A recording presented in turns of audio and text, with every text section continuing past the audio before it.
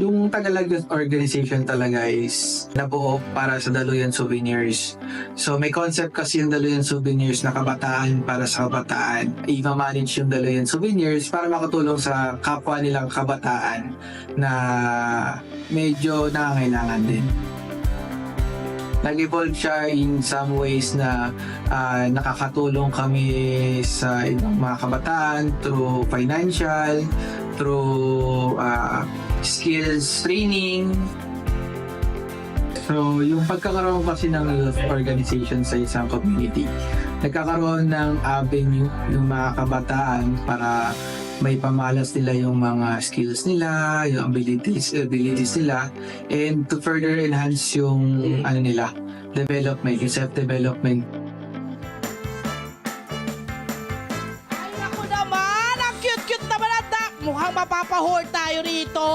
At ang balita ko, daming namimili rito. Diba? Ang daming mga produkto, iba-iba. Oh, may mga ganito, may mga pouches, may mga pa-earrings, scrunchies, oh, mga purse, diba?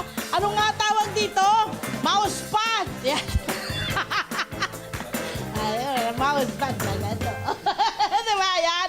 At syempre yung mga pang-ref magnet. Ganda, oh! Mahuhusay ng mga artist ng Tagalang. At syempre may kasama tayo. At syempre, mga artist na ito, ang siya rin tumutulong para maipakalat ang turismo ng Barangay Tagalag at ng Valenzuela. Oo. Imagine mo, ang iniisip ko lang, yung may mga ganitong klase, yung mga kung saan pumupunta yung mga turista. Tama. Tourist spot. Tama. But this barangay, no. Kailangan nating ipakilala yung lugar natin kasi Tama. fishing village sila. Tama. At kasama nga natin ang isa sa mga artist at katulong natin sa turismo rito sa Barangay Tagalag sa Valenzuela, si RC Diego. Yeah. At syempre si Jolan Cedillo. Cedillo! Ayan, good morning Jolan! guys.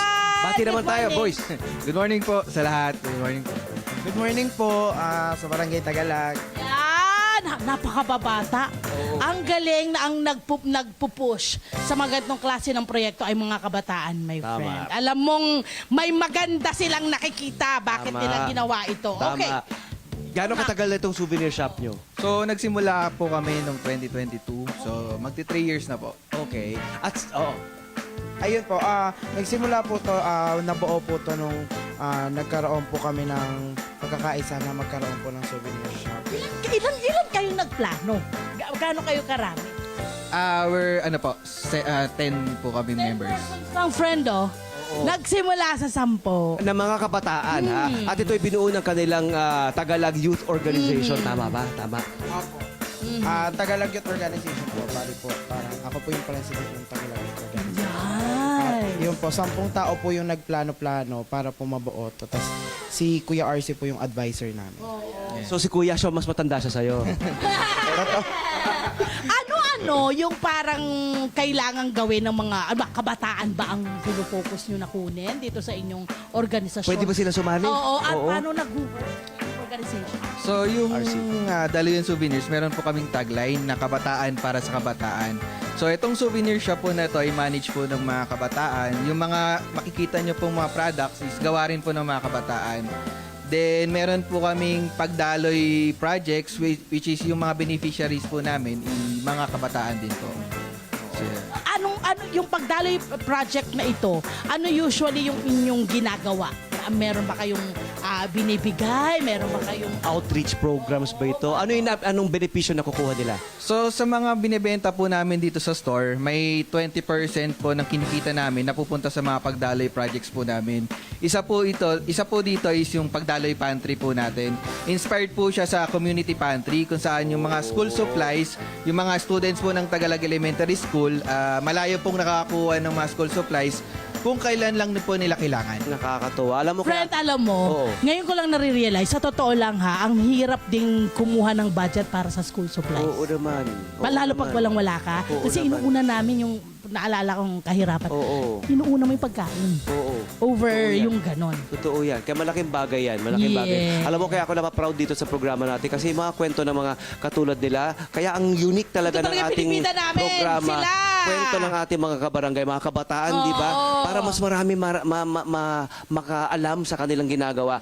At bukod sa inyong mga ibinebenta, alam mo gusto nating banggitin dito, yung mga artwork nito, sila rin itong gumagawa nito, ang artist sila. At saka, meron sila kasi mga photography contest noon. Correct. Ang mga nanalo, piniprint nila rito. Katulad dito sa Eco Bag, tama, no? Yes po, feature po namin yung mga. Oo, sa mga tote bag nila. Tignan mo. Ito po, marami po kasing nagbabike sa Tagalag. So, kaya po, yung mga bike po na yan, ito po galing po sa photography contest na inanimate po namin. So, bali, mga taga-Tagalag lang din po yung mga kasali dito. Kaya po, ang nangyari, ginawa po namin siya para ma-inspire po namin yung ibang kabataan na magpunta sa Tagalag at magkaroon pa rin po ng creativity. Nice. At hindi lang yan, my friend. Oo. Nanalo sila sa Galing Puok awardee pala kayo. No, Galing Puok Congratulations. awardee, and kayo po ay nabigyan ng cash prize. Tama po ba? Or tama po ba? Last 2021 po, yung Tagalag Fishing Village po as a whole, as one of the awardees po ng 2021 Galing Pok Awards. Then yung cash prize po nun ay napunta po dito sa renovation and initial capital ng Daluyan Souvenirs. Nice. Ayun, nandito nasa likod. Ayan, Ayan ito po yung kanilang SK Project award. Awards, Oh, ayan. diba? Yan, ilas Ayan po. siya. Positive Youth Development Network, Outstanding SK Project Awards, National Finalist. Taray! Alam mo, yes. Sige, friend. Ang maganda rito pa, yung mga, halimbawa, yung mga restaurant dito, Yes. yung mga komersyo, mga negosyo rito, Yes. sumusuporta rin sa kanila. Ay, wow! Sa kanila nag-order ng mga pang-souvenir item na ginigive away nila sa mga restaurant My nila, friend, sa mga negosyo dapat nila. ikapito ng lahat ng mga Oo, barangay, no? oo. Na parang umiikot. Tularan, Yung dapat tulungan, tularan. yung tulungan tuloy-tuloy. Ano pakiramdam na pati yung inyong komunidad, yung inyong mga kabarangay ay nakikialam din at tumutulong sa inyong mga proyekto?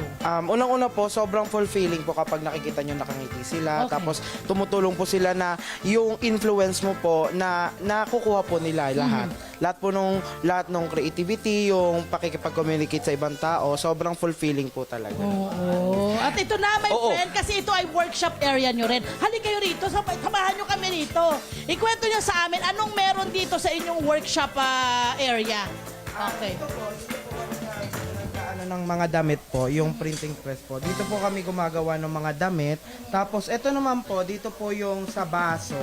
Dito po kami nagpiprint ng mga baso. Tapos dito po namin piniprint yung para sa mga baso po na ipinprint. So itong mga gamit nyo ngayon ay mula sa inyong kinita rin. Ganun po ba yun? Yung napalalunan po namin, totoo. Ayan. Yun po.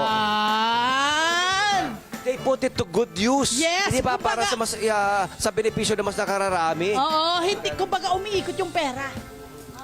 Sinalihan po kasi kaming Youth Poverty Challenge po. Ano rin yun, contest ng mga projects po. Tapos, nanalo ka po yun ng 100,000 pesos.